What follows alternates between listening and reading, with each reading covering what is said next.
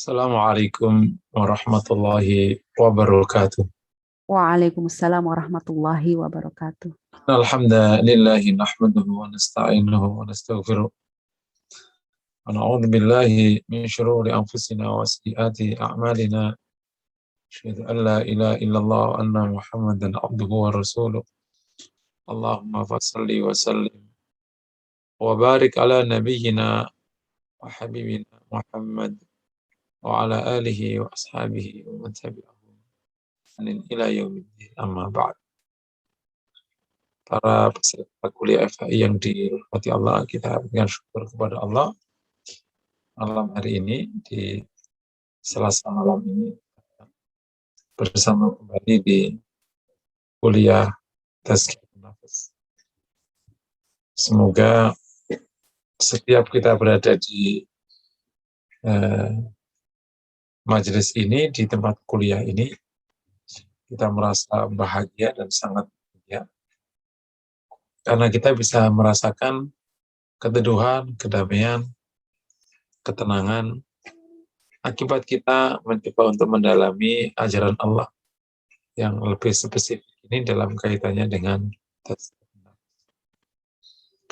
Temanya pada hari ini atau pada malam hari ini adalah istiqamah atau jalanku istiqamah. Ini adalah tema yang luar biasa, menyebutnya berat, karena istiqamah itu bicara seumur hidup. Istiqamah itu bicara jalan lurus. Istiqamah itu bicara tentang komitmen tinggi yang tidak tertukar oleh apapun. Istiqamah itu bicara tentang kesungguhan untuk memegangi jalan Rasulullah. Gitu. Makanya kita dapati fadilahnya juga luar biasa besar. Tapi sebelum kita jauh ke sana, kita ingat ada sabda Nabi Sallallahu Alaihi Wasallam ketika dimintai nasihat oleh seorang sahabat, kata Rasulullah, "Qul amantu tsumma istaqim." Katakanlah saya beriman, kemudian istiqomalah. Jadi cukup dengan satu nasihat ini, itu nasihat yang luar biasa. Alhamdulillah pada malam hari ini juga saya akhirnya bisa main background ya. Nah, backgroundnya itu adalah mimbar Rasulullah di belakang, ada juga mihrabnya Rasulullah ya. Ini mihrabnya Rasulullah dan ini ada raudhah ya, tempat waktu saya masih muda ngafal Quran di situ tuh. Luar biasa Ustadz. Hanya jamaah ikhwan yang bisa ke situ ya Ustadz ya? Enggak, kalau wanita kalau siang kan boleh. Nggak nyampe Ustadz, kan ada tabirnya. Oh iya, enggak nyampe ke area sini. Nggak Dia bisa. di belakang. Dia di belakang saja. Nah, yang mimbar itu tuh yang membuat kita mimbarku dengan rumahku itu adalah kebun surga. Makanya kalau ingin lama di sini, kuliah aja di mari. Nanti pasti kita leluasa dari situ. Rasulullah SAW memberikan nasihat yang simpel sekali. Qul amantu billahi tsumma istaqim. Imanlah kepada Allah, saya beriman kepada Allah, dan istiqamah. Jadi ini sudah cukup. Nasihat istiqamah ini bisa menjadi modal besar kita untuk menjalani hidup. Masya Allah, semoga Allah mudahkan ya. Nah, kalau kita perhatikan firman Allah, maka menggambarkan istiqamah ini luar biasa. A'udzubillah A'udzubillahi minasyaitonirrajim. Bismillahirrahmanirrahim. Innal ladzina qalu rabbuna Allah tsumma istaqamu. Ya, kalau tadi qul amantu tsumma istaqim. Ini innal ladzina qalu rabbuna Allah tsumma istaqamu. Tatanazzalu 'alaihimul malaikatu alla takhafu wa la tahzanu wa abshiru bil jannati allati kuntum tu'adun. Sesungguhnya orang yang berkata Rabb kami Allah, kemudian istiqamah. Tanazzalu 'alaihimul malaikah, maka turun pada mereka malaikat. Allah takhafu wa la tahzanu, untuk menyatakan jangan takut, jangan sedih. Wa absyiru bil jannati allati kuntum tu'adun, berikan kabar baik dengan surga yang dijanjikan.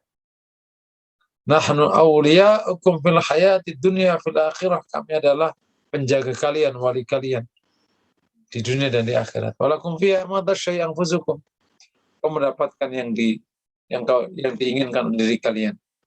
Walakum fiha ma tad'un, dan kalian mendapatkan yang dijanjikan, yakni pada kalian. Insyaallah ya. Mendapat semua yang diinginkan dan yang dijanjikan. Kemudian tidak takut, tidak sedih. Kemudian mendapatkan surga. Kemudian mendapatkan perlindungan Allah yang melindungi di dunia dan ya. Ini gambaran kecentang istiqamah. Masya Allah, semoga Allah mudahkan kita. Secara bahasa, istiqamah dari kata qoma, kemudian ditambahin alif sinta, istiqamah. Kalau qoma maknanya itu tegak diri kan, qoma itu maknanya. Istiqamah yakni maknanya mau tegak, yakni lurus maksudnya secara bahasa. Makanya ada sirat mustaqim, yakni lurus. Istiqamah di dalam syariat atau dalam kajian kita ini ada dua bentuk yang masing-masing punya definisinya. Yang pertama adalah al-istiqamatu fil mauqif, istiqamah dalam sikap. Yang kedua, al-istiqamatu fil amal, istiqamah dalam berbuat. Istiqamah fil mauqif itu maknanya adalah orang yang memegangi kebenaran sampai akhir hayat. Istiqamah fil mauqif maknanya adalah komitmen, kesungguhan untuk berada di jalan lurus, tidak keluar darinya sampai akhir hayat. Itu digambarkan oleh yang tadi saya baca. Innal ladzina qalu rabbuna Allah tsumma istaqamu. Yang berkata Rabb kami Allah kemudian istiqamah. Itu sikap. Sekali mengatakan Rabb kami Allah, sampai kapanpun Rabb kami Allah. Sekali mengatakan amantu billah, maka sampai kapanpun saya akan mengatakan amantu. Sama dengan nanti sikap. Sekali kita memang harus jujur, istiqamah. Itu namanya istiqamah dalam bersikap.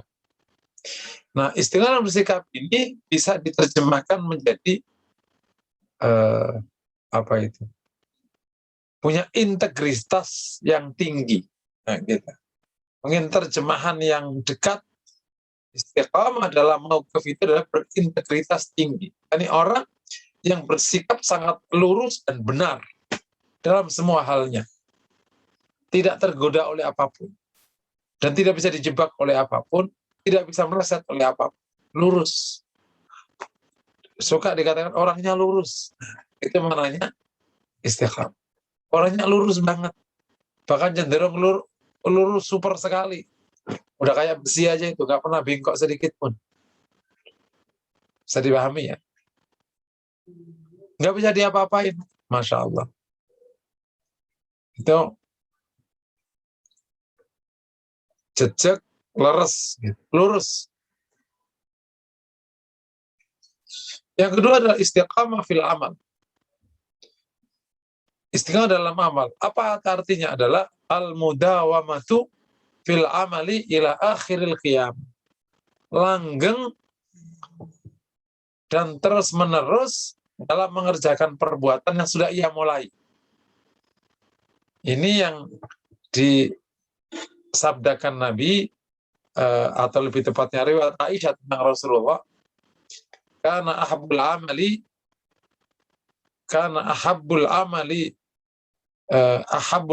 Rasulullah sallallahu alaihi wasallam adalah ad-daim wa wad-daim. Perbuatan yang paling disukai Nabi adalah yang langgeng. Dalam salah satu riwayat Rasulullah SAW, dia mengatakan khairul amali ad-duwamuha wa inqal. Sebaik-baik perbuatan itu yang paling langgeng, meskipun sedikit. Nah, al-istiqamah fil amal maknanya al-istimrar fil amali bidungin kita ila akhiril qiyam. Terus-menerus mengerjakan yang sudah ia mulai tanpa ada berhenti sampai hari kiamat. Makanya ada salah satu hal yang cukup menarik. Nabi itu kalau sudah mulai pekerjaan, maka dia akan mengerjainya sampai hari kiamat. Nah, ini semoga kita bisa istiqomah. Sekali Selasa malam ngaji, yang ngaji. Udah yang ngaji aja. Semoga Allah. Jadi kita absen karena udzur syar'i betul. Kita punya kebiasaan baca Quran, pada subuh, ya udah punya baca subuh. Kita punya mulai kebiasaan baca Quran sebelum tidur, belum tidur. Kita mulai punya kebiasaan dzikir, dzikir. Tergantung kebiasaan. Dan yang menarik, setiap hamba ini, manusia ternyata itu punya kebaikannya sendiri-sendiri. Ada orang yang dimudahkan oleh Allah suka ngaji, ada yang dimudahkan oleh Allah suka baca Quran, ada yang dimudahkan suka berpikir, ada yang dimudahkan suka berzikir, ada yang sudah apa. Maka kita perlu tahu kita ini dimudahkan oleh Allah tentang apa. Dan itulah kemudian kita coba bangun sambil memperbaiki yang lain. Ya, bisa dipahami ya tentang definisi ya. Jadi istiqamah ada dua definisi, karena ada dua bentuk istiqamah. Al-istiqamah fil mauqif, itu maknanya adalah orang yang punya sikap yang lurus. Kemudian yang kedua, istiqamah dalam beramal. Ada ungkapan yang menarik dari ulama. Ungkapan ini kelihatannya populer. Tidak tahu ini hadis apa ungkapan, tapi kelihatannya itu ungkapan. Al-istiqamah itu khair min alfi karamah. Istiqamah itu baik daripada 1000 karamah. Kenapa? Karena istiqamah itu yang akan mengundang atau menjadi sebab mahabbahnya Allah. Masih ingat ya? Ada hadis tuh. Wala yazalu abdi yataqarrabu ilayya bin nawafil hatta uhibbah. Dan tidaklah seorang hamba terus menerus mengerjakan sunnah sampai saya cintai ya. Terus menerus ujungnya hatta uhibbah. Dan orang yang dicintai oleh Allah itulah min auliyaillah, oleh walinya Allah Subhanahu wa ta'ala. Oke ya, ini definisi dan ada pengantarnya sedikit tadi. Kalau ada pertanyaan boleh, kalau tidak lanjut. Dipahami ya, yang penting definisinya bisa dipahami. Jadi istiqomah itu bukan sekedar terus, tapi sikap itu juga bagian dari makna istiqomah. Wallahu a'lam. Kalau ada pertanyaan silakan. Sebentar, Ustaz. Ya, saya cek di layar Zoom. Minum ya. Belum ada yang raise hand, dan di chat room juga belum ada yang bertanya. Mungkin masih ingin menyimak paparan dari Ustadz Muhsinin. Oke. Tafadol. Lanjut ya. Alhamdulillah. Oke. Itu ada Pak Has. Ini ya. Ada Bu Hasmidar atau Pak Hasmidar raise hand. Silakan. Ya, terima kasih Ustazah. Oh, Ibu ya, Mas. Silakan Ibu. Ini saya kurang jelas tadi, Ustaz, kurang istiqomah mengundang terakhirnya mengundang apa dari Allah? Istiqomah itu apa tadi, Ustaz? Oh, menjadi sebab mahabbah Allah. Mahabbah, cintanya Allah SWT. Oh, mengundang cinta Allah ya, Ustaz. Ya, insya Allah. Cinta. Kemudian apa tadi lagi, Ustaz? Yang apa ya, Bu? Yang mana? Istiqomah itu mengundang, diantaranya mengundang cinta Allah. Itu iya, betul. Kesimpulannya itu ya, Ustaz. Itu iya. Ya, terima kasih Ustaz, terima itu. Ya, ada satu lagi yang raise hand, Ibu Fitra atau Pak Fitra ini? Fitra di Tafadol, nanti setelah itu baru Pak Indro. Silakan Ibu Fitrah. Baik. Bapak ya? Iya. Maaf Pak. Tidak apa-apa, Bu. Assalamualaikum warahmatullahi wabarakatuh. Waalaikumsalam. Waalaikumsalam. Maaf Ustadz, nggak bisa on-kan kamera. Saya pengen tanya Ustadz. Tadal. Jadi saya itu terhitung baru hijrah itu baru-baru ini. Ya sebelumnya ya masih banyak lah melakukan 1-2 hal yang dilarang Allah. Terus masih ngerasa ragu gitu, Ustadz. Apa ya? Yang tak lakukan ini sih bener nggak di mata Allah? Kalau aku pilih, kalau ada opsi, misal ada ada satu kejadian yang mengharuskan saya untuk memilih A atau B, itu saya itu sering bingung, Ustaz. Ini yang baik di mata Allah itu A apa B? Kalau saya pilih A itu nanti Allah marah nggak atau apa gitu? Saya itu masih apa ya? Ragu ya? Iya, masih banyak ragu gitu loh, masih yang tak lakukan ini bener apa salah gitu, Tat. Ada saran buat saya nggak, Tat, yang notabene baru bener hijrah lah saya bilang ya. Makasih Ustaz. Assalamualaikum.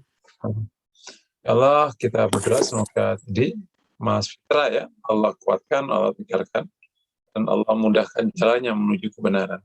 Amin. Jadi kalau ada keraguan itu, ada dua kemungkinan. Yang pertama, masalah kecukupan ilmu untuk memandang itu. Kedua, atau kecukupan pengetahuan tentang fakta yang kita kerjakan. Nah, di samping masalah hati ya, kalau ini masalah teknisnya itu di dua itu. Apakah ini baik atau buruk? Itu dari dua hal itu. Apakah karena ilmu kita yang tidak cukup untuk bisa menjelaskan keadaan ini?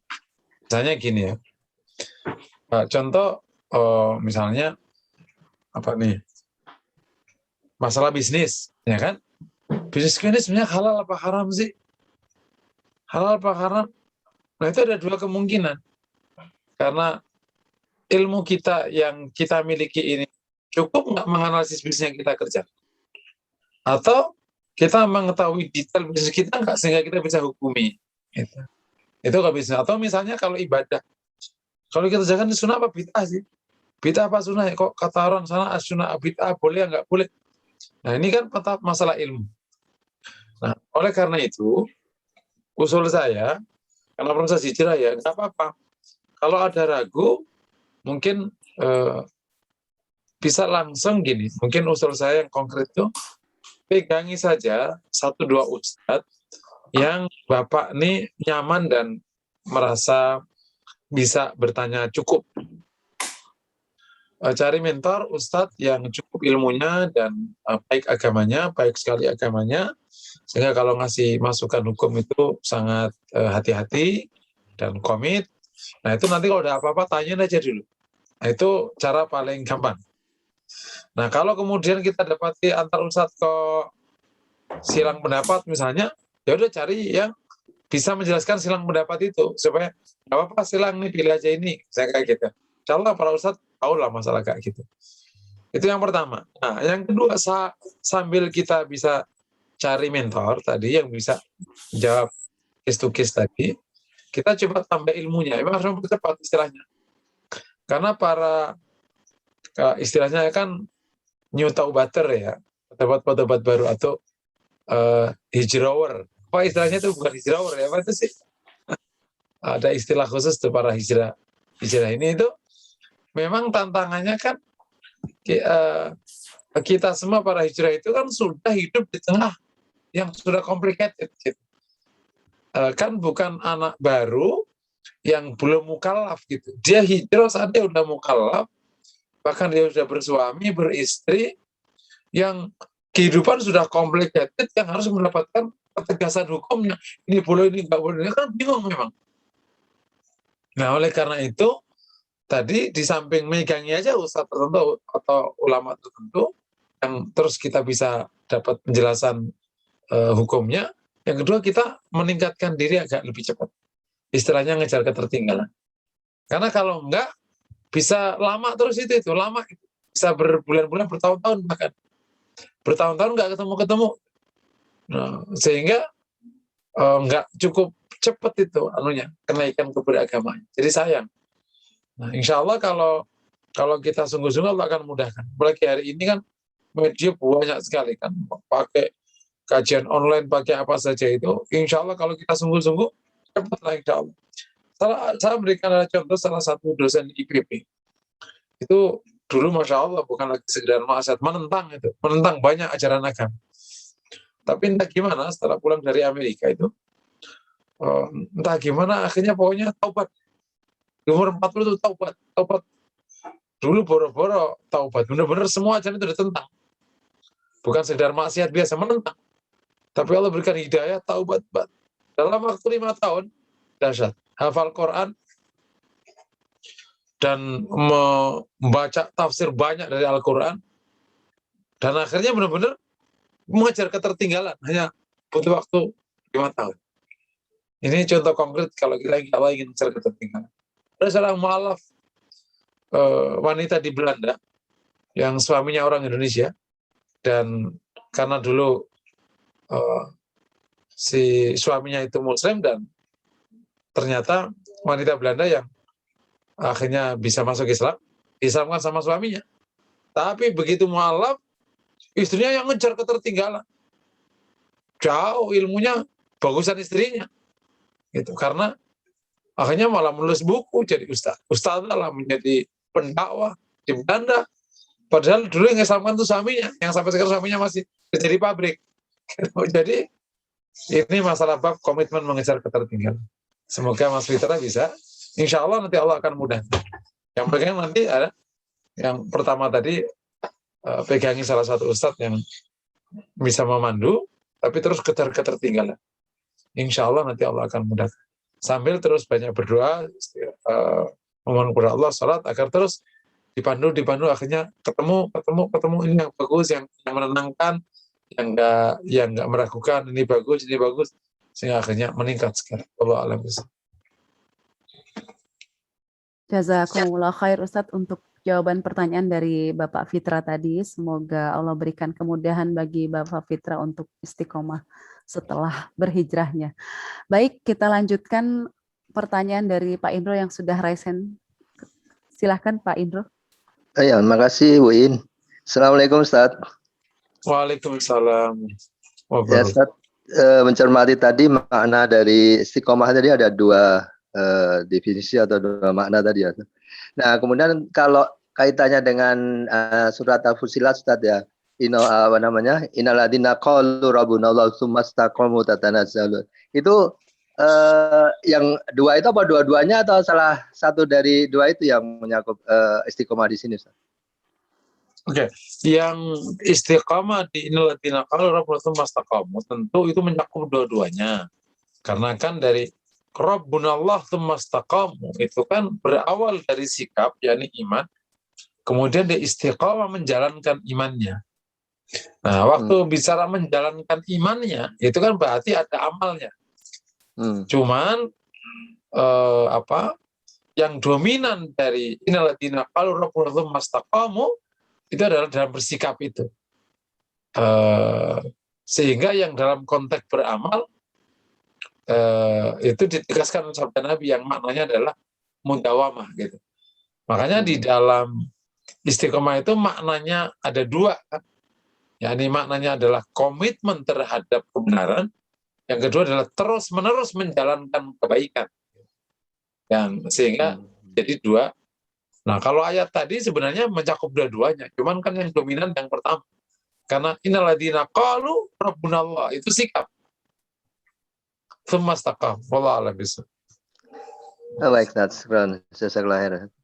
Jazakumullah khair Ustadz. Ini ada pertanyaan di chatroom 1. Apakah mau dibacakan Ustadz, berkenan? Boleh Bu. Baik. Sebentar. Dari Ibu Lastri Febri. Assalamualaikum Ustadz. Apakah istiqomah itu adalah yang kita lakukan atau amalkan terus-menerus ibadah kita kepada Allah? Bagaimana Ustadz mempertahankan istiqomah karena iman kita kadang naik dan turun? Mohon petunjuknya. Syukran. Betul. Insya Allah akan ada bahasan khusus ya tadi, tapi secara umum justru karena ada dinamika naik turun itulah istiqomah menjadi bernilai. Dan itulah tantangannya. Kita akan ketemu naik turunnya iman. Tapi kita kan diharapkan ada komitmen untuk tidak naik turun. Nah, maka seberapa komit kita menjaga naik turun itu, naik turun itu kan fakta. Fakta yang dijalani oleh manusia. Ada idealita. Ya sama nih, idealitanya nggak terlalu naik turun. Idealitanya. Ya, bahwa faktanya naik turun itulah keistimewaan kita akhirnya mengalami penurunan gitu. Ibarat istiqomah itu kan begini. Nah, kalau naik gitu ya. Kalau misalnya naik turun, makanya jangan sampai naik turun kemudian turun. Naik turun tapi naik. Gitu. Kan gitu kalau dalam beragama gitu. Bukan tambah umur keberagamannya sama, ya tambah umur ya tambah lebih baik. Nah, nanti insya Allah akan dibahas di poin terakhir nanti, gimana bisa dimudahkan atau bisa menjaga sikap ini dalam hidup kita sehari-hari.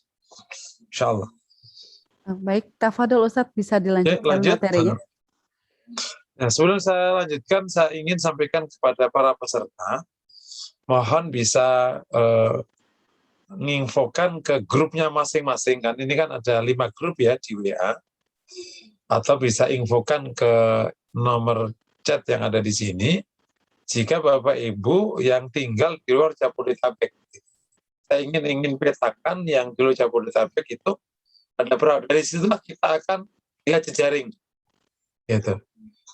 Saya dengar kan ada Jawa Timur, ada Bandung ya, kemudian kemarin ada Kalimantan, ada Manado, pernah beberapa dari Australia, di Belanda.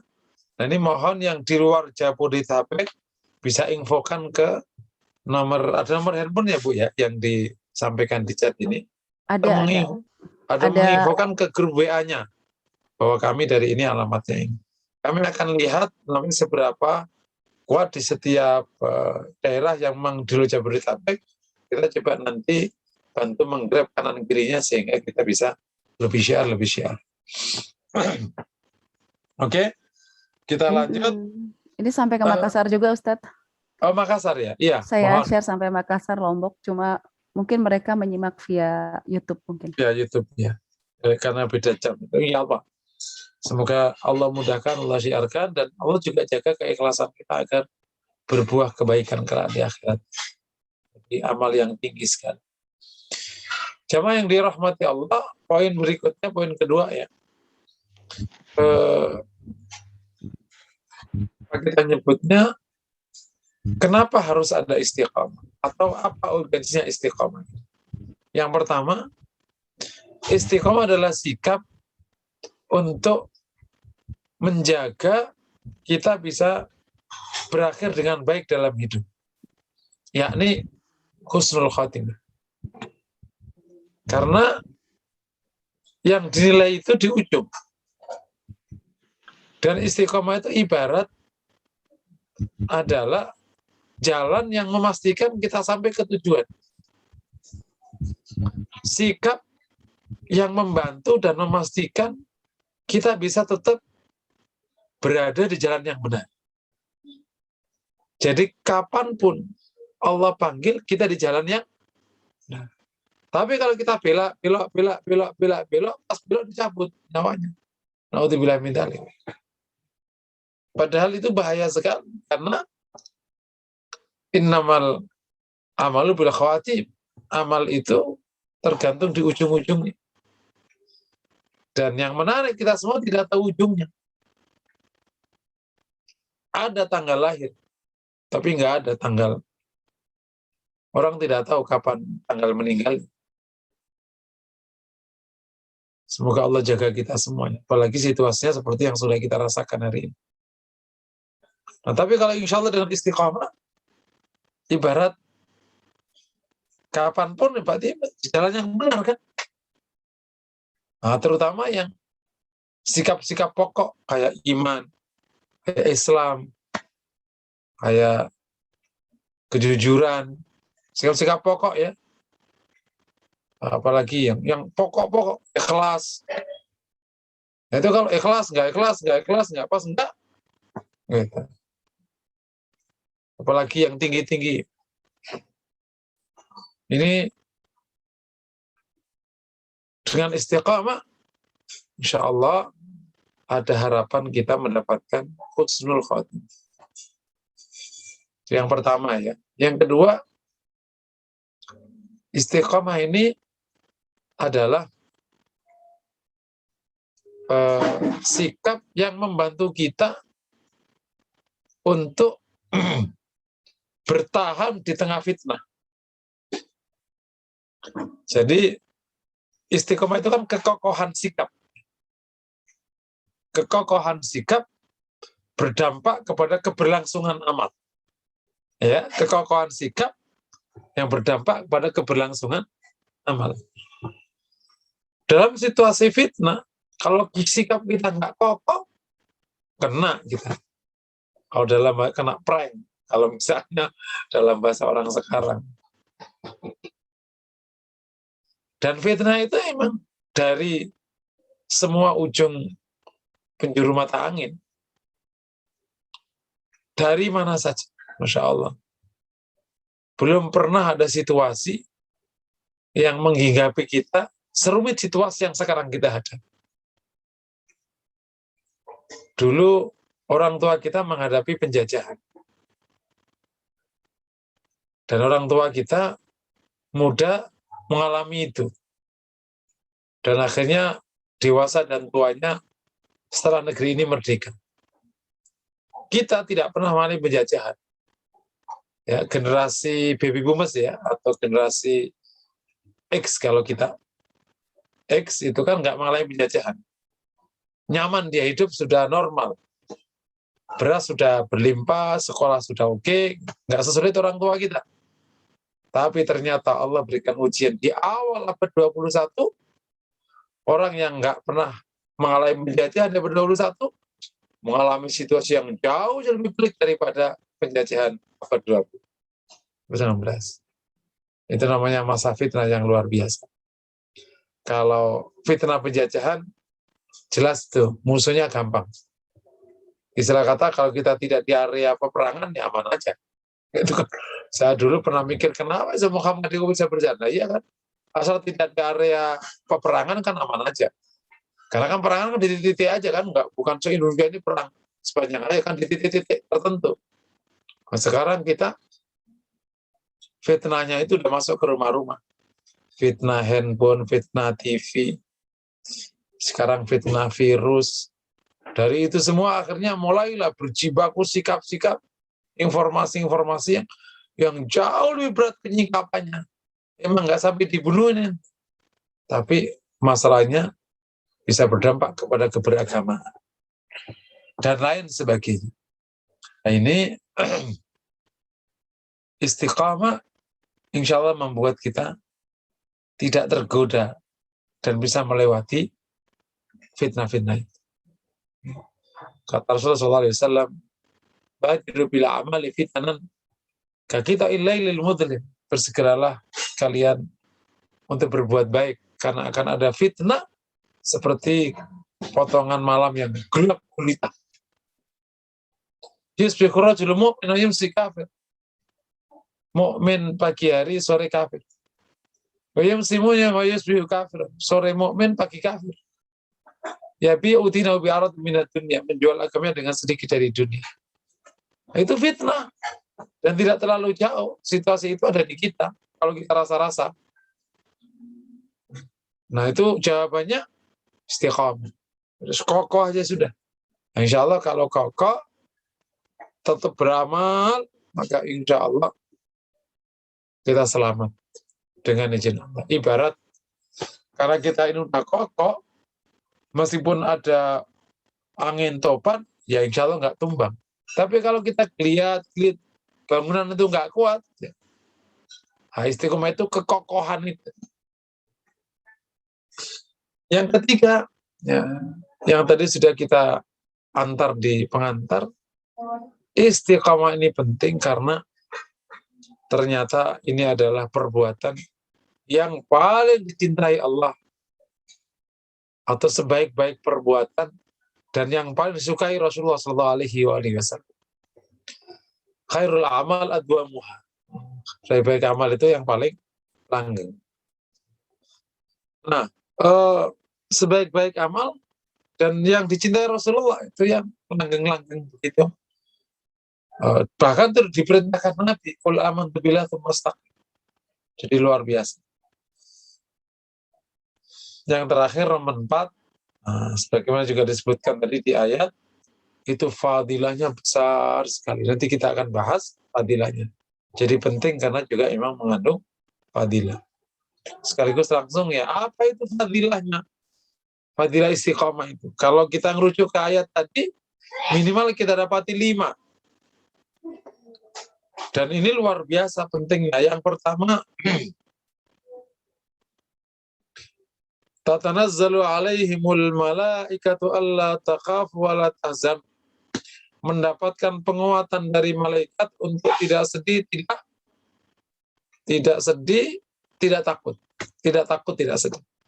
Jadi kalau saya suka menyebut, orang istiqomah itu super bahagia. Baik di dunia maupun di akhirat. Karena ini beberapa tafsirnya ke arah akhirat. Allah Ta'ala tazarnya ini di akhirat. Tapi karena umum, ya yasmal fid dunya wal akhirat. Dan itu betul, orang istiqomah itu bahagia. Kalau komit kebaikan itu yang nggak takut. Mengenai yang dikhawatirkan, orangnya tenang aja. Orang istiqomah itu begitu. Super bahagia. Ada orang tidak takut, tapi sedih akan masa lalunya. Kalau sedih itu masa lalunya, takut masa depannya. Ada orang yang tidak sedih masa lalunya, tapi takut masa depannya. Ntar gimana ya, aku tua ya, gitu. Nah, orang istiqomah itu Allah takhaw wa la tahzan. Tidak takut, tidak. Dan apalagi di surga juga termasuk tidak takut, tidak. Yang kedua, fadilan wa absyiru bil jannatil lati kuntum tu'adun.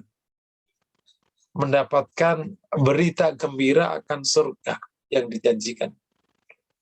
Mendapatkan surga, bro, kalau bahasa ini mungkin nggak terlalu menarik bagi anak muda ya.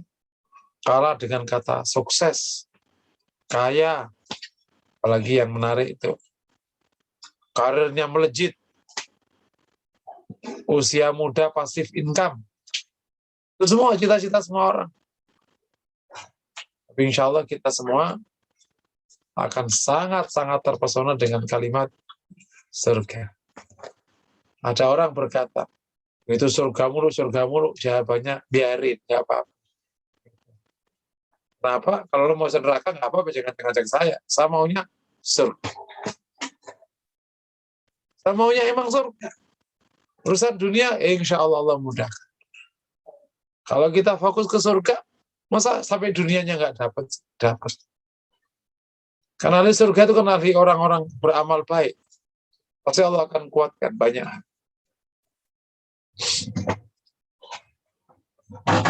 Jadi mendapatkan berita gembira dengan surga yang dijanjikan. Semoga Allah kirim kita semua ke surga, berkumpul di surga, bisa bersama Rasulullah SAW. Semoga segera Allah angkat wabah ini, kita bisa segera bisa ke makam Rasulullah ya, itu yang di belakang tuh. Bisa bersalam ke Rasulullah SAW. Yang ketiga, nahnu awliya'ukum fil hayati dunya fil akhir.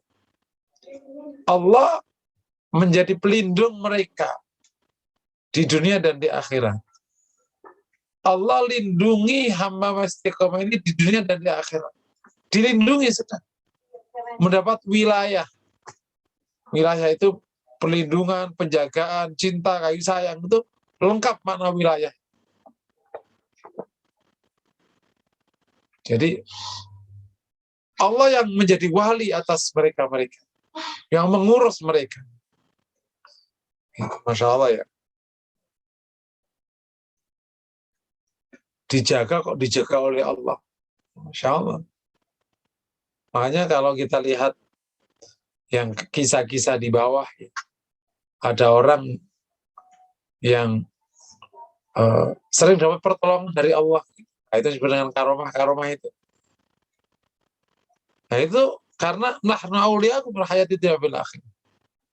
Itu yang suka saya guyonan gini. Punya suami soleh, istri soleh itu solihah ya.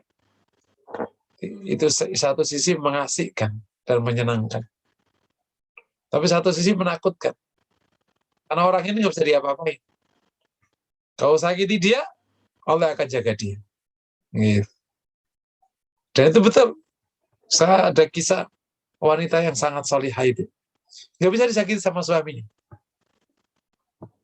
Nggak bisa dia sama suami. Kalau suaminya menyakitinya, ada aja itu cara Allah menjaganya. Yang suaminya sakit, yang suaminya mau ketiban plafon itu air hujan, yang mau ketabrak mobil, yang kakinya ada aja pokoknya.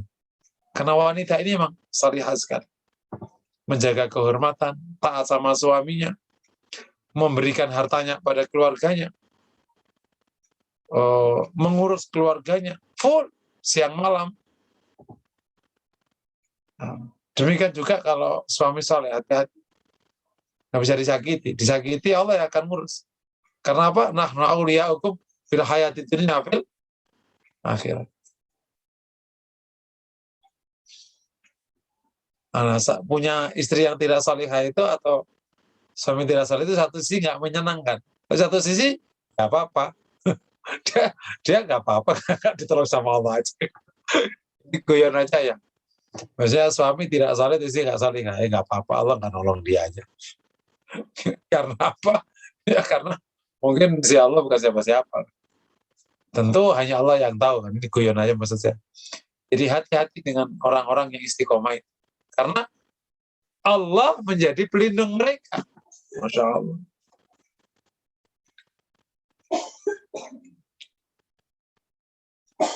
Yang keempat. Nah ini lanjutan dari surga. Walakum fiha ma tasyaa'u anfusukum. Nanti di surga orang istiqomah itu mendapatkan yang diinginkan oleh hatinya. Ingin apa saja dikasih. Makanya kalau ingin melepas keinginan, nanti aja kelak di surga. Di sini terbatas ini. Keinginanmu 1000 yang kecapai 10 udah bagus. Keinginan 50 kecapai 25 udah bagus banget. Di surga walakum fiha ma tasyahi anfusukum. Yang terakhir walakum fiha ma tad'un. Mendapatkan semua yang dijanjikan oleh Allah. Sudah, yang dijanjikan dapat, yang diinginkan juga dapat.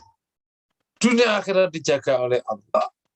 Oke, dapat surga, terus tidak takut, tidak sedih. Kurang apa juga. Hidupnya dunia akhirat super bahagia. Itulah orang istiqamah. Tapi kalau orang menceng sana, menceng sini, kanan kiri, nggak jelas, sekiranya tampak bahagia, itu hanya tampak ruwet hidupnya. Karena dusta, maksiat, itu adalah kesedihan dalam bentuk yang lain. Dihantui kesedihan yang tak terkira. Apalagi kelak di akhirat. Itu isinya adab. Naudzubillah min dzalik. Istiqamah isinya adalah surga. Masya Allah. Semoga Allah mudahkan kita istiqamah ya. Amin ya rabbal alamin. Poin berikutnya. Tapi sebelum kita pindah ke poin berikutnya tentang dasar-dasar istiqamah atau hal-hal yang menunjang istiqamah ya, atau dasar-dasar istiqamah. Perlu modal, istiqamah itu perlu modal. Nah, sebelum kita bahas, silakan kalau ada pertanyaan. Baik, Fadal. jazakumullah khair Ustadz. Saya cek di layar Zoom, ini ada 4 layar, Alhamdulillah telah bergabung bersama kita. Peserta kuliah 101 partisipan, Insya Allah. Insya Allah. Layar kedua belum ada, layar ketiga. Kepada peserta kuliah Tazkiyatun Nafs, bagi yang ingin bertanya langsung kepada Ustadz, dipersilahkan. Saya cek di layar ketiga, keempat. Ini tadi ada yang mau Ada Ibu Hasmidar, Ibu Sarah. Ibu Hasmidar. Sebentar, Ibu Hasmidar. Oke, Ibu Hasmidar yang ingin bertanya langsung, dipersilahkan.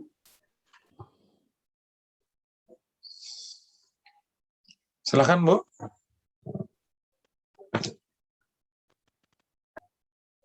Bentar.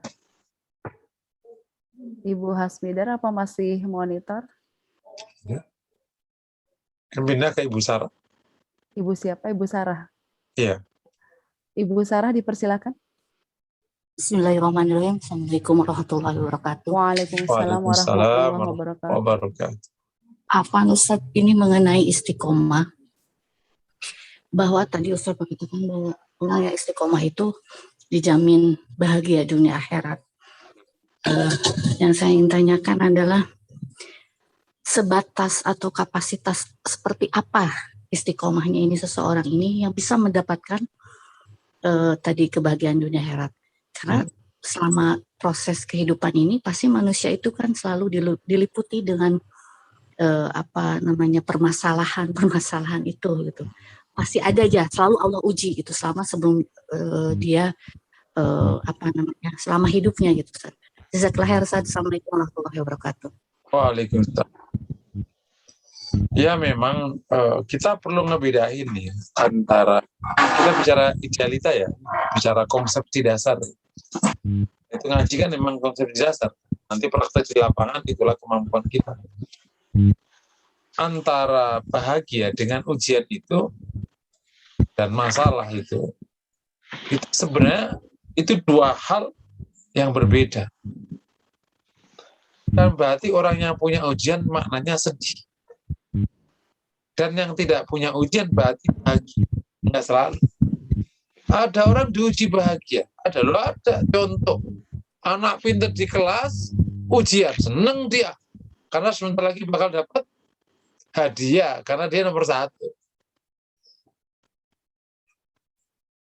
Seorang wanita yang pintar masak, datang mertuanya. Kata mertuanya, Kak, Jaka, kan namanya Jaka. Katanya istrimu pintar masak. Ya, coba suruh masak. Depan mak. Bener nggak? Nah, karena wanita ini pintar masak, senang hati dia. Ujian justru mendatangkan kesenangan. Beda anak yang nggak siap ujian. Besok ujian, kuis. Ya Allah Bu, belum siap. Karena dibilangin dari ibu dari bulan yang lalu. Dan ujian ini ujian terakhir. Allah Bu, sedih. Wanita tadi yang nggak bisa masak, katanya kamu udah menikah? Iya Om.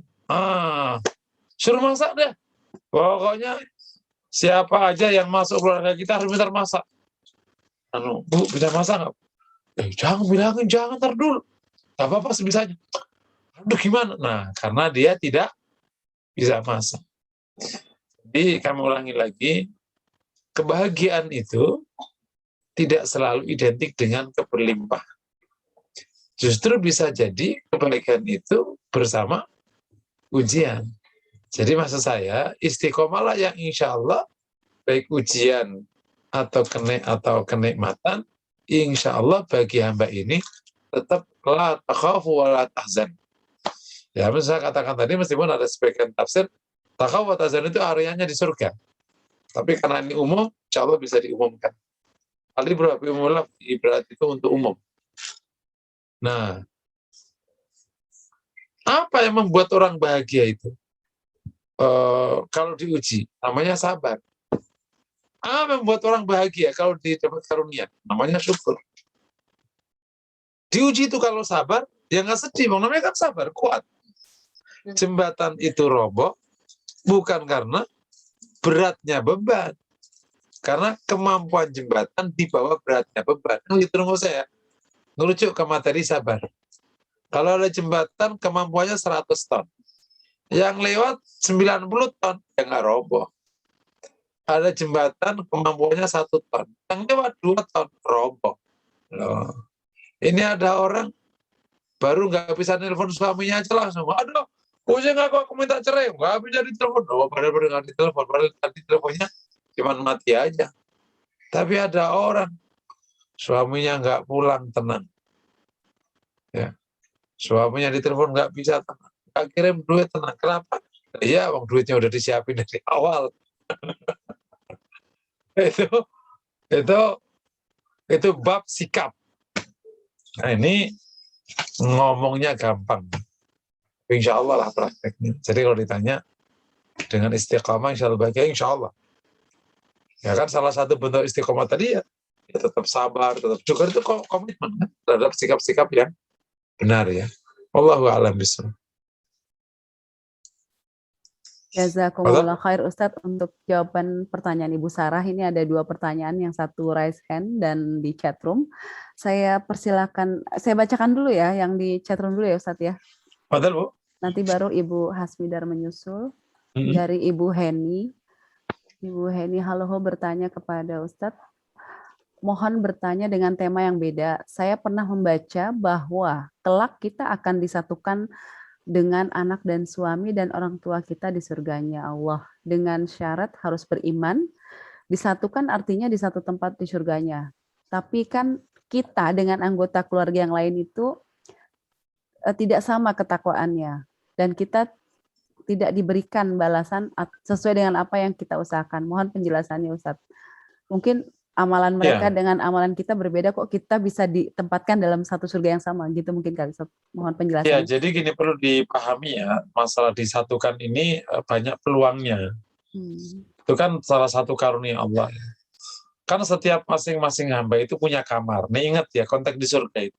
Masing-masing hamba punya kamar. Namanya ghuraf. Surga itu berkamar-kamar.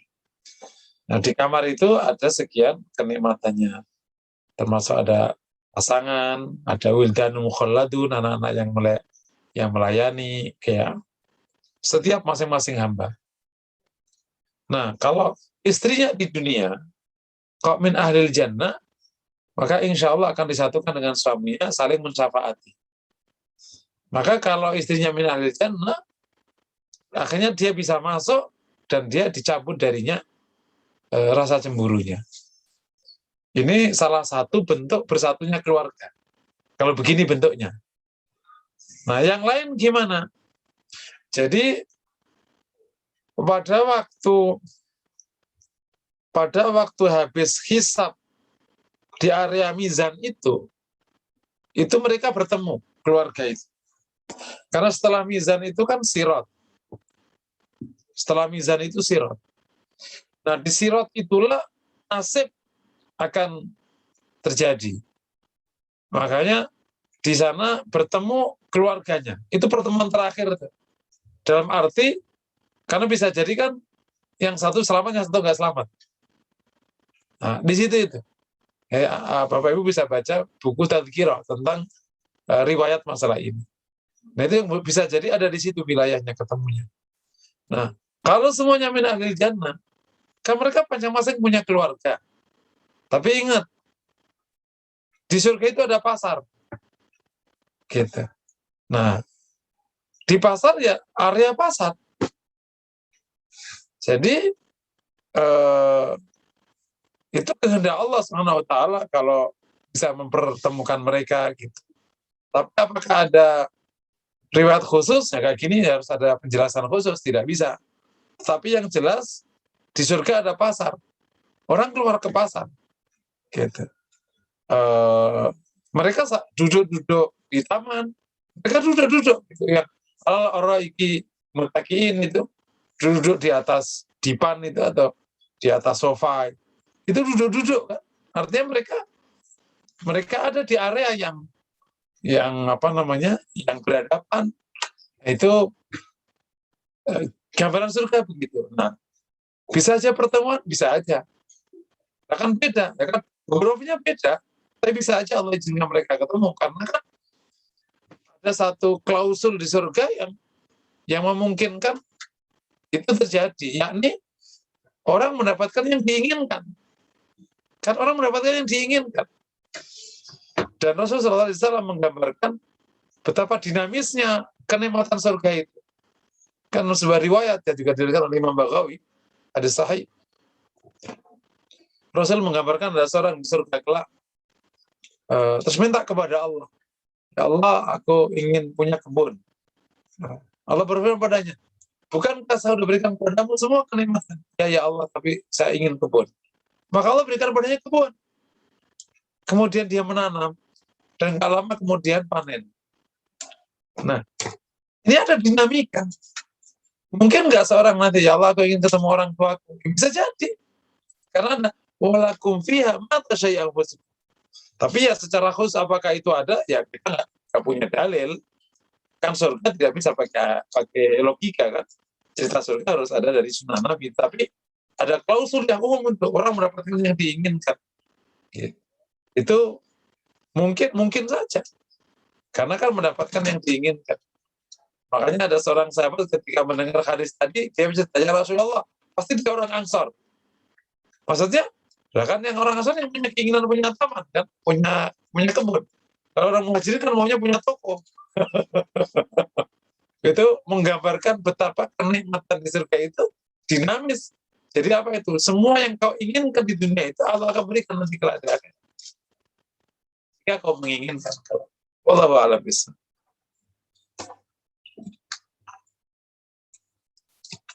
Jazakumullah khair Ustadz, jawaban untuk pertanyaan dari Bu Heni Haloho, semoga bisa tergambar ya, mudah-mudahan nanti disatukan dengan keluarganya. Hak prerogatif Allah untuk mempersatukan siapapun. Baik, Ustadz, ini ada Ibu Hasnidar Raisen, apakah masih standby Ibu Hasnidar? Ya, terima kasih Mbak Iin. Silakan Ibu. Assalamualaikum warahmatullahi wabarakatuh, Ustadz. Betul, Bu. Sehubungan dengan pertanyaan Bapak yang mengenai keraguan tadi, Ustadz, yang Ustadz bilang sebaiknya cari Ustadz, salah satu Ustadz yang sesuai gitu. Tetapi ada juga bagaimana barangkali mencari Ustadz yang kita pilih itu ada kriterianya atau ada cara-cara, Ustadz. Karena ada juga dalam Al-Quran ada 73 aliran ya Ustadz ya. 73 aliran kalau nggak salah. Ada yang bilang kalau kita pakai satu Ustadz saja itu udah bercenderung ke aliran yang sesat gitu. Itu mohon pencerahan Ustadz. Terima kasih. Assalamualaikum warahmatullahi wabarakatuh. Waalaikumsalam wabarakatuh. Iya, ini bab metode ya, menghilangkan keraguan. Jadi ini mirip orang yang mau keluar kota, kayak saya suka sebutkan, orang mau ke gunung nggak ngerti gunung, informasi kan masuk banyak gitu. Pak, ayo aku antar aja. Wah, nggak usah deh. Maka cara paling gampang kalau mau ilmiah, ya Anda yang tahu peta gunung, nggak usah perlu penuntun kan. Itu cara paling benar. Anda punya peta sendiri, menguasai peta sendiri, semua sendiri. Tapi kan faktanya kita nggak menguasai.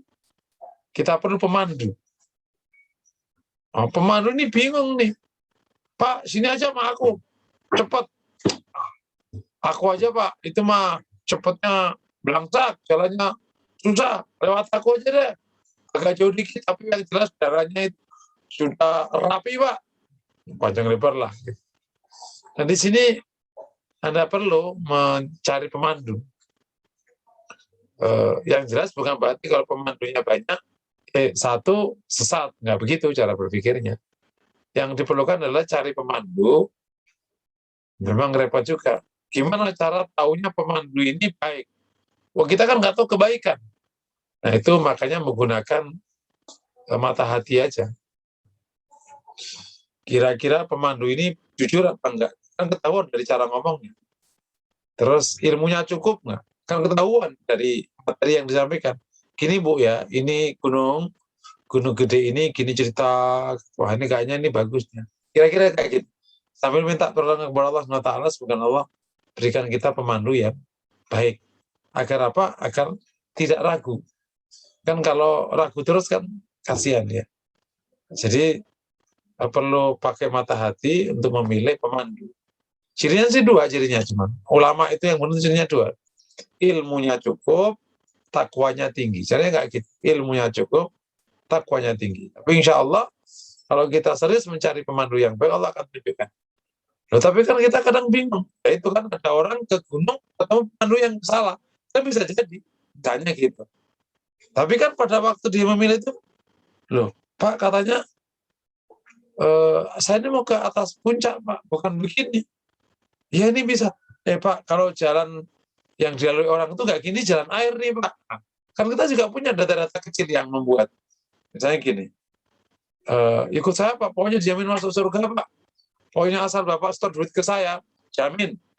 Gak usah panjang, suruh tahu patah kelamaan. Loh kok surga kok jadi dijual beli begini? Itu kan juga bisa pakai tanda-tanda begitu. Gitu. Kamu ingin gak bidadari? Mau. Caranya gampang. Nih, kamu harus berani berjuang ngebom di sana. Masa gitu sih? Masa suruh gitu ya? Itu kan ada hal-hal yang kita membuat bisa bertanya. Nah, itu yang namanya tanda-tanda, dibaca aja. Semoga nanti Allah mudahkan. Bohong nyari istri aja perlu tanda-tanda, nggak apa-apa nyari kebenaran. Tanda-tanda. Sampai terus diolah. Ketemu insya Allah dengan izin Allah. Sampai tadi ya, tambah ilmunya. Lama-lama ketemu. Wallahu a'lam bishawab. Fadhal. Ya, jazakumullah khair Ustadz. Jawaban pertanyaan dari Ibu Hasmidar, semoga bisa menjawab pertanyaan beliau dengan baik. Bisa diterima dengan baik oleh Ibu Hasmidar. Selanjutnya ada Ibu Lasri Febri yang raise hand lagi, Ustaz. Insya Allah dipersilakan kepada Ibu Lasri. Fadhal. Bismillah, afwan Ustadz. Fadhal Bu. Ini istiqomah itu kan agar kita bisa selamat dunia akhirat. Terus saya baca di surat Ali Imran ayat 103. Itu kita berpegang teguh pada tali Allah, Ustadz. Jadi gini, di surat itu, dan berpeganglah teguh kamu semuanya pada tali Allah. Dan janganlah kamu bercerai-berai, dan ingatlah nikmat Allah kepadamu ketika kamu dahulu masih jahiliyah atau bermusuhan. Lalu aku persatukan hatimu, sehingga dengan karunia-Nya kamu menjadi bersaudara. Sedangkan kamu berada di tepi jurang neraka dan Allah menyelamatkan kamu dari sana. Demikian Allah menerangkan ayat-ayatnya kepadamu agar kamu mendapat petunjuk. Di sini yang saya tanyakan Ustadz, itu berpegang teguh pada tali Allah itu apa ya Pak Ustadz? Masalahnya dari itu saya belum bisa menangkap tali Allah itu apa ya Pak Ustadz? Karena kita jadi gini, tidak bercerai-berai gitu. Terus tidak juga jadi bermusuhan. Dan di tepi jurang Allah menyelamatkan agar kamu mendapat petunjuk. Nah itu Pak Ustadz, mohon penjelasan yang lebih ini lagi Pak Ustadz. Oke. Lebih jelas lah pokoknya karena itu kalau buat saya itu kayak ayat mutasabihat buat saya ya Pak Ustadz, karena belum nyampe ke ini tali Allah itu apa gitu loh Pak Ustadz.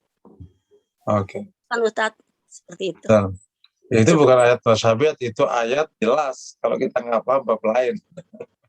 Kayak orang kayak gini, kayak kita misalnya dikasih tulisan dari huruf kanji ya. Wah ini mah nggak jelas ini. Bukan nggak jelas, itu ya nggak jelas. Paham ya? Jadi bukan ayat mutasabihat, itu ayat yang kita belum paham. Itu aja. Ya, betul, belum saya paham dan itu yang sebenarnya tali Allah itu apa ya Pak? Nah, tali Allah Ya, itu jadi ada maknanya tali Allah itu ada beberapa tafsir. Yang pertama, tali Allah maknanya adalah al-ahd billah. Ini janji dengan Allah. Itu maknanya tali Allah. Kan kita ini punya janji dengan Allah. Apa itu? Yakni rububiyah kepada Allah, uluhiyah kepada Allah, mengakui akan uluhiyahnya Allah. Yang akhirnya berdampak kepada ketaatan total kepada Allah. Itu namanya hablum minallah. Yakni al-ahad billah. Ya. Tafsir kedua, hablum minallah maknanya ada Al-Quran. Karena ada riwayat dari Rasulullah SAW tentang Rasul mensifati Quran yang mengatakan wa hablullahil matin. Ia adalah tali Allah yang kuat. Jadi kalau mau ditanya apa makna hablullah itu, maknanya bisa Quran atau bisa janji dengan Allah, yakni artinya komitmen janji seorang manusia dengan Allah yang berupa tauhid, uluhiyah dan berdampak pada ketaatan total kepada Allah. Itu namanya hablum minallah. Wallahu a'lam bishawab. Syukran Ustaz. Oh iya. Baik Ustadz. Betul? Ya, di chat room belum ada pertanyaan dan di layar ini belum ada yang rasain lagi. Dipersilakan kepada peserta kuliah apabila ada yang ingin bertanya langsung kepada Ustadz. Kita enggak kita lanjut, Bu. Oh iya, baik, tafadhol Ustadz. Oke ya. Apa modal yang harus kita miliki agar kita bisa istiqamah? Jadi ada beberapa modal yang ini kan sikap luar biasa, ini kokoh, kuat, langgeng gitu. Bayangin aja, orang sedikit saya cerita karena ini kebaikan dan semoga bisa menjadi amal soleh para pendahulu saya ya, yang telah mengajari saya dari kecil. Saya itu punya guru, itu mempunyai kebiasaan yang bahkan bisa jadi nggak mudah untuk ditiru. Setiap subuh ngaji, ini subuh nih, nggak pakai libur. Setiap subuh ngaji, kemudian ngajar ke sekolah, terus ba'da asar ngaji, ngajar maksudnya di pondok, ba'da maghrib ngaji, terus ba'da isya ngaji. Itu dikerjakan sampai umur 63 tahun. Bayangin aja. Jadi istiqomah itu bukan main-main karena urusannya akhir hayat. Kalau ngaji cuma sebulan, 2 bulan, 4 atau 5 tahun, gampang. Ngaji sepanjang hayat. Jadi orang baik sepanjang hayat. Itu orang beriman sepanjang hayat. Jujur sepanjang hayat. Masya Allah. Apa aja sepanjang hayat. Yang pertama modalnya iman yang kuat. Ibarat bangunan kokoh itu ya harus pondasinya kokoh. Kalau pondasinya tidak kokoh, ya tidak jadi bangunan kokoh.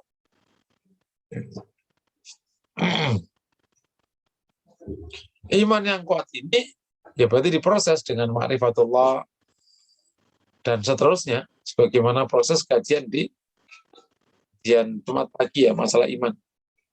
Jadi modal atau dasar utamanya adalah iman yang kuat. Insya Allah kalau imannya terus kuat, jadi nanti kalau kita ada bangunan berikutnya kuat. Yang kedua, bangunannya adalah ilmu yang kokoh.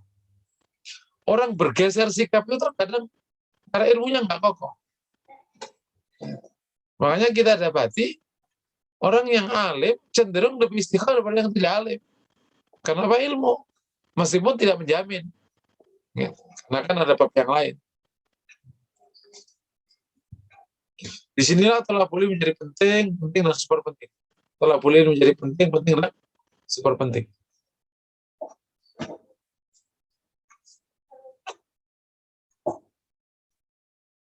Thalabul ilmi menjadi PR yang tidak pernah boleh berhenti menjawab. Karena keberagaman ini tidak cukup hanya tahu, tapi harus mendalam supaya berbuah amal. Makanya bisa jadi tema kita akan bahas bisa 100 kali. Karena bukan masalah taunya, tapi berbuah menjadi amalnya enggak.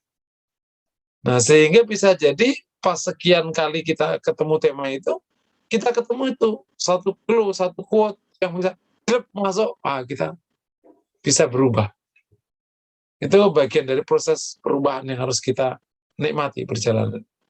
Yang kedua apa? Dia adalah ilmu.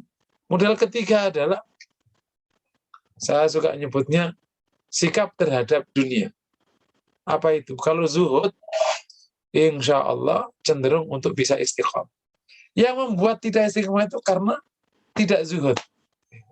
Kenapa orang bergeser sikap?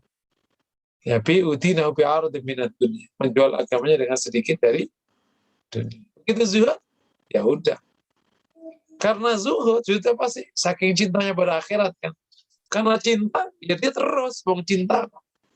Kayak orang yang sedang mencintai calon pasangannya. Calon ya. Dia bilang, Mas, susah ngelamar aku. Babeku repot. Ntar kasihan masnya. Gak apa-apa. Masa sanggup itu liku-liku menghadapi babeku dan menghadapi aku juga? Gak apa-apa. Akhirnya mendekatan. Setahun belum. Mas, sudahlah, mundur aja mas. Repot babeku. Enggak terus. Enggak berhenti. Nah, itu. Nah, kalau orang kan berhenti setelah nikah. Ini kan berhenti kapan? Dia nggak berhenti. Kapan berhenti? Setelah ketemu Allah, udah di akhirat. Nah, saking cintanya Allah, cintanya kepada akhirat, dia terus nggak berhenti.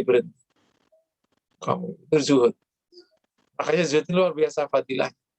Semua bentuk fitnah tentang agama, sebagian besar bahkan semuanya, itu urusan dunia. Kalau orang sudah zuhud, insya Allah agamanya nggak akan terfitnah. Tapi kalau tidak, terfitnah sekali. Agama bisa dijual, ilmu bisa dijual, sikap bisa dijual. Makanya kalau ada orang alim kok tidak zuhud, itu agama bisa dipelintir-pelintir. Tapi kalau ada orang zuhud tapi tidak alim, itu bisa kejebak kepada bid'ah-bid'ah. Jadi harus alim dan harus zuhud. Agamanya bagus. Insya Allah memudahkan kita untuk istiqamah. Modalnya adalah zuhud. Berikutnya, modalnya adalah taqarrub ilallah atau ibadah kepada Allah. Terkadang kita itu bisa bergeser karena bergeser sikap terutama ya. Atau akhirnya menjadi orang yang berani mengambil risiko agama. Itu karena hubungan sama Allahnya lemah. Sehingga lepas kita. Lepas dari penjagaan Allah. Gitu. Saya kata tadi, ini udah zaman fitnah kayak gini, kita itu tidak punya pegangan. Ya udah lepas. Gitu. Kayak orang naik gunung, pas lagi hujan kencang, angin kencang. Nggak ada pegangan tali yang bakal naik. Lepas dia bisa merosot, bahkan bisa ke jurang. Jadi kayak gini bisa merosot kemana-mana kalau nggak punya pegangan. Dan pegangan itu adalah at-taqarrub ilallah, dekat dengan Allah. Bisa pakai ibadah-ibadah kayak sholat, bisa zikir, bisa apa saja. Intinya dekat dengan Allah. Sehingga Allah akan jaga ini. Pokoknya nggak bergeser aja. Selama bisa istiqomah selama. Dan yang benar kalau sudah Allah jaga itu, Allah akan siapkan keadaan membuat kita terjaga. Ya akhirnya ketemu bisnis yang benar. Ketemu istri yang benar. Ketemu suami yang benar. Tapi kalau Allah tidak jaga, ketemu yang ruwet-ruwet. Naudzubillah min dzalik. Jadi perlu iman, perlu ilmu, perlu zuhud, perlu pegangan atau taqarrub ilallah. Agar kita bisa istiqomah. Ini karunia, bukan main-main. Istiqomah itu satu kata. Maknanya adalah keseluruhan beragama. Keseluruhan beragama itu adalah istiqomah. Qul amantu billah tsumma istaqim. Karena beragama ini atau bersikap benar itu bukan sekali dua kali. Dan untuk menjadi orang saleh tidak setahun 2 tahun, sepanjang hayat. Insya Allah kalau Allah berikan pada kita istiqomah, kita diberikan dunia dan isinya bahkan lebih daripada itu. Terakhir, tip praktis atau cara praktis agar Allah berikan kepada kita praktis menuju istiqomah ya. Yang pertama, kita nyebutnya bersikaplah moderat. Apa-apa moderat. Yang membuat kita itu suka patah itu karena ekstrim. Misalnya dalam bersikap terhadap dakwah, saking semangatnya, itu mengambil yang semuanya yang top. Kita harus ini, harus ini. Moderat aja. Karena kalau terlalu keras, terlalu ini, itu cepat patah. Jadi moderat aja. Yang kedua, sedang. Apa-apa itu sedang. Saking semangatnya, baca Quran langsung 10 jam sampai gak tidur. Ya besok gak baca. Sedang aja. Ya kalau makanya tipnya itu, kalau kita ingin baca sejam, bacanya setengah jam aja. Supaya setengah jamnya bisa dipakai untuk besok. Itu yang kontak tip untuk istiqomah fil amal. Kalau kita mau sholat, maunya setengah jam, seberapa jam aja. Seberapa jam biar untuk besok. Nanti besoknya pakai besok, gitu, supaya awet aja. Itu makanya saya kemarin, saya kenapa yang pengajian saya di luar majelis formulatif tidak saya share. Itu khawatir nanti kalau kebanyakan malah nggak tahan lama. Karena ini udah banyak formula hati, udah 5 kali dalam seminggu. Khawatir nanti pada nggak sanggup bertahan lama. Makanya mengikuti baginda Nabi kan. Karena yuhawiruna fil mau'idah, kata Aisyah. Nabi itu agak membuat ritme. Ada waktu-waktu di dalam memberikan mau'idah. Bukan terus panjang. Sedang. Yang ketiga, di praktik istiqomah, kerjakan amal dulu yang menjadi passionnya atau menjadi kesenangannya. Setiap kita biasanya punya amal-amal yang menjadi kesenangannya. Dan kita bisa istiqomah di situ dulu. Kayak ternyata ada orang yang suka ngajar, suka ngaji, suka zikir, suka apa, suka sedekah. Itu dulu, biar kita punya jejak istiqomah. Membuat kita itu kayak merasa bahagia di amal itu. Biasanya setiap momen punya hal-hal kayak gitu. Ada orang senangnya sedekah, ada orang senangnya puasa, ada orang senangnya zikir, ada orang senangnya ngaji, ada orang senangnya MC, ada orang ya udah aku istiqomah aja dulu. Ada orang senangnya ngaji, udah ngaji aja terus kerjanya. Jadi dia punya jejak istiqomah. Nah dari satu amal nanti dinaikkan ke, aku bisa istiqomah ngaji, nanti istiqomah apa lagi. Makanya saya berharap para peserta ini, sekali kita kuliah di FHI, maka sampai kapanpun, karena materinya juga masih panjang, kuliah tazkiyatun nafas ini. Maka insya Allah kita akan bertahan sampai kapan. Dengan izin Allah SWT.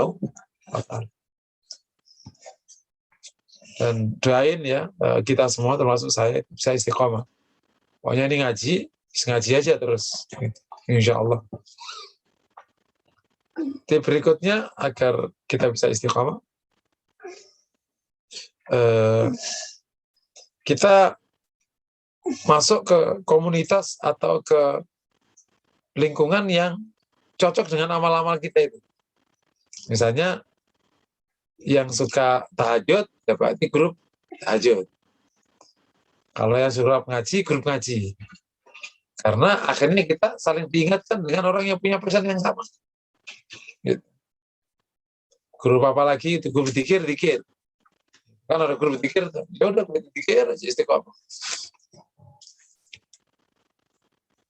Berikutnya nomor 5 ya tipnya.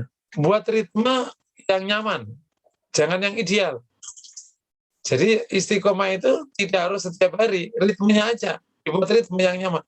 Aku sholat malam setiap malam Jumat. Ya udah, jangan dulu.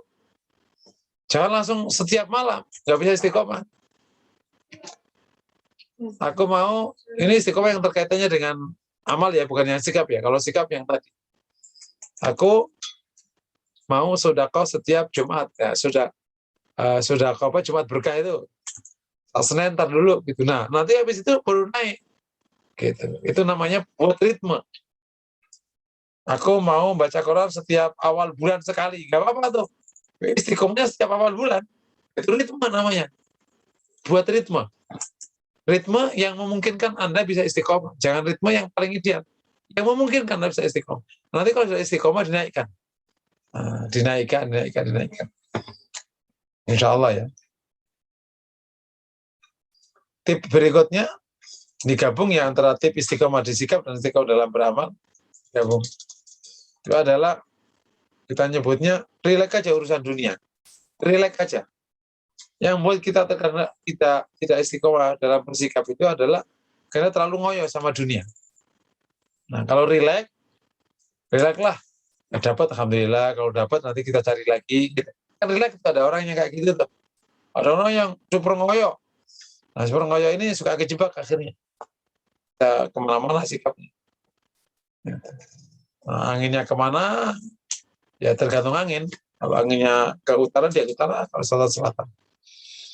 Yang terakhir tentu berdoa kepada Allah agar diberikan kepada kita rezeki istiqomah. Mungkin ini tip-tip praktis ya. Ada 7 beberapa tadi agar kita bisa mencapai sifat istiqomah. Bapak Ibu yang dirahmati Allah, kiranya sudah 5 poin saya sampaikan. Agak padat ya. Semoga bisa kecerna dengan sangat baik dan mudah dijalankan, karena intinya adalah kita bisa berjalan di sikap ini dengan izin Allah. Silakan ada pertanyaan, dipersilakan. Masih ada waktu berapa menit? Fadal. Masih ada, ya baik, jazakumullah khair Ustadz, masih sekitar 2 menit ke depan, tapi ini ada 3 pertanyaan di chatroom.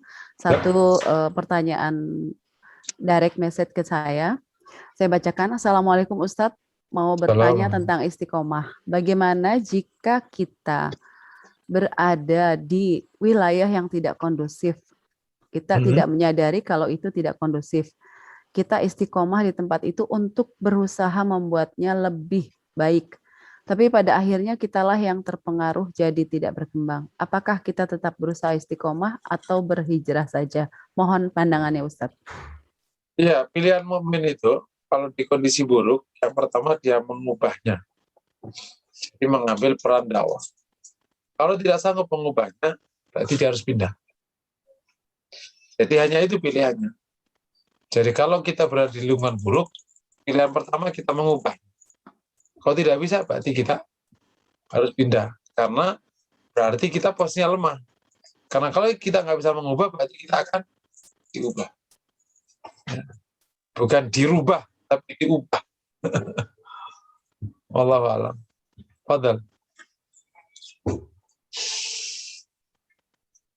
Satu lagi di chatroom Ustadz, ini ada pertanyaan dari Ibu Nurul Hayati. Nanti setelah itu kita persilahkan yang resen.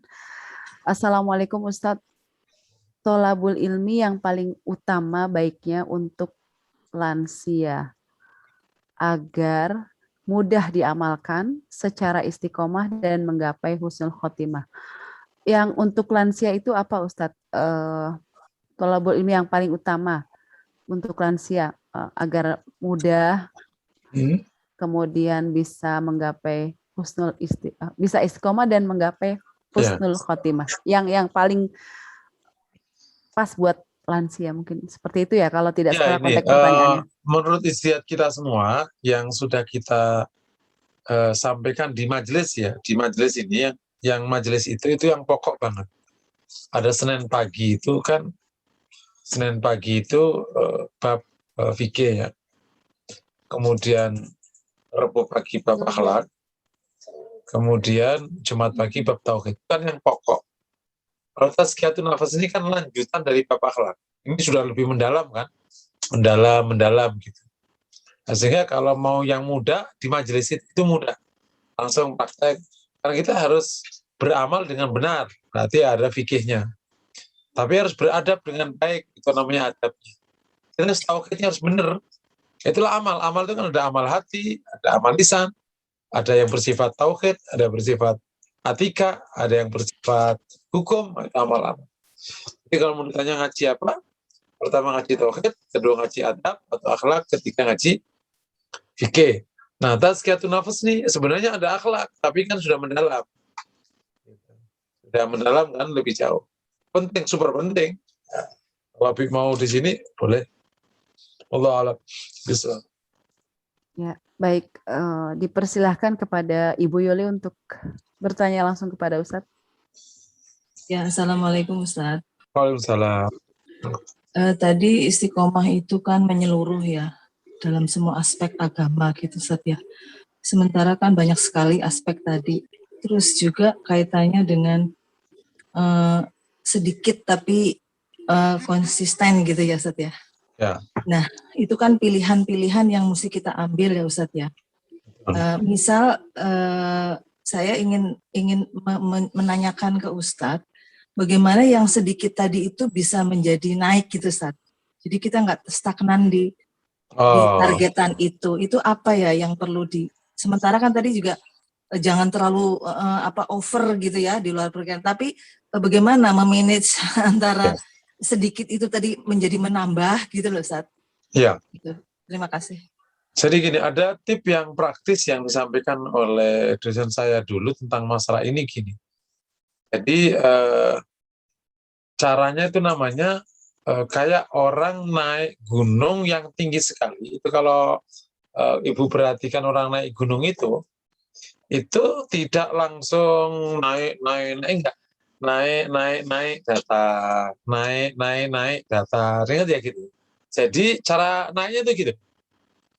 Misalnya gini, baca Quran ya, misalnya yang contoh gampang aja. Orang baca Quran, pertama kali aku baca Quran 2 halaman, misalnya. 2 halaman ini aku kerjakan seminggu. Bisa nggak 2 halaman per hari seminggu? Bisa. Minggu kedua aku naik 2-3 halaman. Kan dari 2 halaman ketiga, yang langsung ke-4. Jadi datar naik dikit, datar naik dikit. Jadi setelah akhirnya 3 halaman, berjalan seminggu, naik 4 halaman. Bahkan kalau belum yakin, bukan seminggu naiknya, 2 minggu. 2 halaman 2 minggu nggak komitmen, nggak 2 minggu. Komit. Nah, berarti bisa naik 3 halaman. 2 minggu, 3 halaman. Kalau teorinya sih 10 hari. 10 hari kalau dikerjakan berarti sudah mengkarakter. Jadi kalau mau 10 hari sebenarnya. 10 hari naik, 10 hari naik.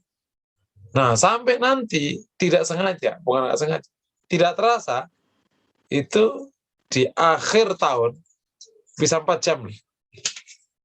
Bisa 10 halaman, bisa 20 halaman. Karena tidak boleh mundur. Begitu naik 3 itu nggak boleh turun ke 2.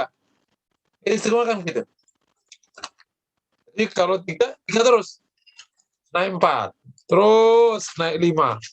Itu nanti dihitung di akhir tahun. Bisa 20 itu. Itu sudah nggak mundur itu. Sudah komit banget. Naik terus nih. 20 halaman. Akhirnya 21 halaman. Terus 22 halaman. Terus 23 halaman. Bisa 40 halaman. Tahun ketiga 5 udah 60 halaman. Sehari udah 3 juz. Lama-lama sehari udah 5 juz. Tapi itu sudah kokoh sekali, nggak mundur sama sekali. Allah alam. Caranya gitu. Lalu tadi mulai pilihannya dari pilihan yang disukai ya Ustadz ya? Betul, di awal dari bergesernya ke ragam yang lain juga sama. Gimana tuh Ustadz? Nah, kalau sudah kokoh yang disukai, mulai berani mencoba yang kurang begitu. Kan biasanya masing-masing orang punya ya. Akhirnya kan dia udah kokoh nih. Nah, kokoh berarti berani nyoba yang lain, boleh dicoba. Coba yang lain bisa nggak? Pilih aja di 7 cabang iman itu. Tentu yang sunnah ya, kalau yang wajib ya nggak ada pilihan kan.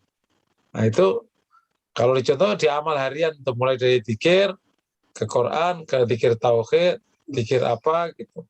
Sama juga gitu. Dari sedekah biasa ke terus gitu. Itu dicoba aja. Kalau di luar yang sudah ini sudah ke grab semua, naik ke yang kurang begitu nyaman. Nah, berani coba lagi. Nyobanya dari kecil-kecil juga. Misalnya apa tadi? Masih malas baca buku, misalnya kan? Ya udah coba baca buku sehalaman. Contoh kalau baca buku, baca kitab maksudnya. Wallahu a'lam. Syukran Ustaz, jazakallah. Baik, Ustadz, ini ada Ibu Hasmidar Resen lagi. Apakah ingin bertanya kembali, Ibu Hasmidar? Maaf, saya yang tanya nih, tapi ilmu saya banyak kurang ya Ustadz ya. Assalamualaikum warahmatullahi wabarakatuh. Salam. Ustadz, mengenai yang ilmu yang kokoh itu yang bagaimana Ustadz? Apakah yang ilmu yang kita cari makin tinggi gitu, makin cari yang tinggi gitu, atau ilmu sesuatu yang kita kerjakan terus menerus itu yang kokoh? Yang pertama itu yang saya tanyakan, apakah yang kokoh itu bagaimana Ustadz? Yang kedua Ustadz, yang zuhud itu saya belum mengerti betul, itu harus yang alim gitu. Demikian mohon pencerahan Ustadz. Banyak maaf pertanyaan saya Ustadz. Terima kasih. Ilmu kokoh, ilmu yang kokoh itu maknanya ilmunya cukup dalam ya, tahu dasar-dasarnya, terus luas sehingga bisa mengambil sikap yang tepat dalam setiap dinamika yang dijalani. Kayak gini aja, kayak arsitek tuh, kalau ilmunya bagus, pinter gitu, terus lengkap, itu kan semua bentuk semua bentuk tanah itu bisa ia gambar dengan indah, gitu. Dan tetap kokoh, nggak akan roboh. Lain kalau arsiteknya atau nggak punya ilmu arsitek, sembarangan aja, akhirnya roboh bangunannya.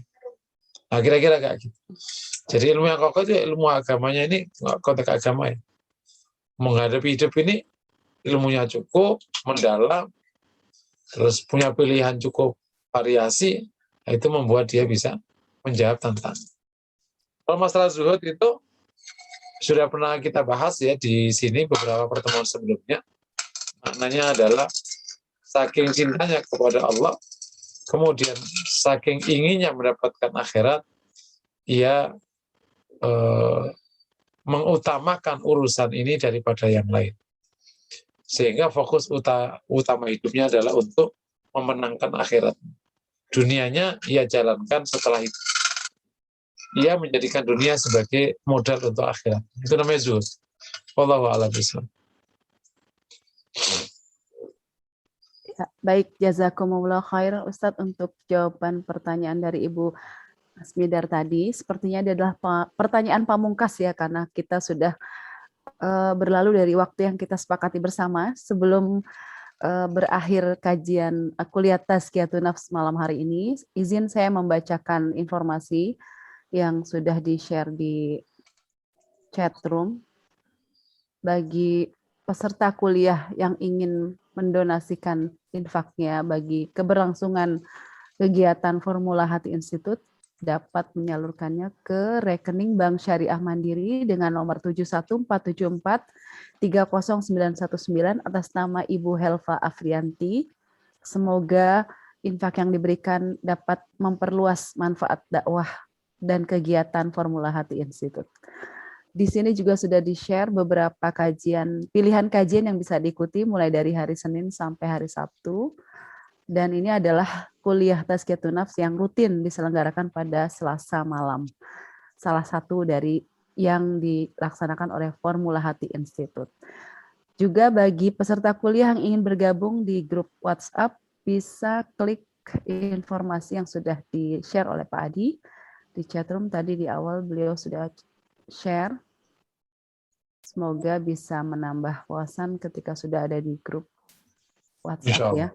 Baik, para peserta kuliah yang dirahmati Allah Subhanahu wa taala, juga Ustadz Muhsinin dan Pak Adi, marilah sama-sama kita akhiri kuliah Tazkiyatun Nafs pada malam hari ini dengan membaca istighfar 3 kali. Astagfirullahaladzim, astagfirullahaladzim, astagfirullahaladzim. Terima kasih kepada Ustadz Muhsinin Fauzi atas ilmunya. Semoga kita semua diberikan jalan untuk istiqomah sesuai dengan kemampuan kita masing-masing. Kita tutup dengan doa kafaratul majlis. Subhanakallahumma wa bihamdika asyhadu an la ilaha illa anta astaghfiruka wa atubu ilaik.